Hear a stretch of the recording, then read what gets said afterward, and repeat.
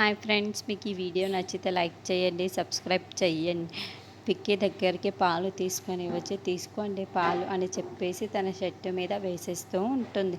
అది చూడగానే అక్కడున్న పద్మావతి అయితే సారీ అండి, అలా ఒలికిపోతాయి అని నేను అస్సలు అనుకోలేదు చెప్పేసి అంటూ ఉంటుంది. ఆ మాటలు వినగానే అక్కడున్న విక్కీ అయితే భర్త మీద ఇలా పాలు వంపవచ్చా, ఇలా వంపడానికి ఇలా కారణం ఏంటి అని చెప్పేసి అడుగుతూ ఉంటాడు.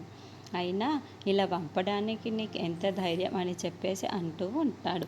ఆ మాటలు వినగానే అక్కడున్న పద్మావతి అయితే ఒక్కసారిగా షాక్ అయిపోయి విక్కీ వైపుకు చూస్తూ ఉండిపోతుంది. ఇంతలో అక్కడున్న విక్కీ అయితే నువ్వు నా మీద పాలు పంపావు కదా, దానికి తగిన శిక్ష ఉండాలి కదా, ఆ శిక్ష ఏంటో తెలుసా అని చెప్పేసి అడుగుతూ ఉంటాడు.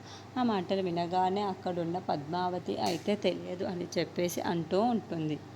ఇంతలో అక్కడున్న విక్కీ అయితే తనని దగ్గరకు తీసుకుంటూ ఉంటాడు. అది చూడగానే అక్కడున్న పద్మావతి అయితే చాలా సిగ్గుపడిపోతూ ఉంటుంది.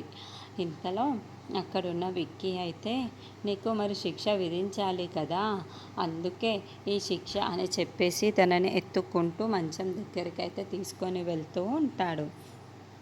అది చూసిన పద్మావతి అయితే విక్కీని చూస్తూ ఉండిపోతుంది. ఇంతలో అక్కడున్న విక్కీ కూడా పద్మావతిని అలాగే చూస్తూ వాళ్ళిద్దరూ కూడా చాలా ప్రేమగా అయితే ఉంటారు. అక్కడున్న విక్కీ అయితే పద్మావతిని మంచం దగ్గరికి తీసుకొని వెళ్ళి మంచం మీద పడుకోబెడుతూ ఉంటాడు. పద్మావతి నీ శిక్ష అనుభవించు ఇప్పుడు అని చెప్పేసి అనుకుంటూ తనకి ముద్దునైతే పెట్టబోతూ ఉంటాడు. అది చూసిన పద్మావతి అయితే చాలా సిగ్గుపడిపోతూ విక్కీని చూస్తూ ఉండిపోతుంది. ఇంతలో అక్కడున్న విక్కీ అయితే పద్మావతిని ముద్దు పెడుతూ ఉంటాడు.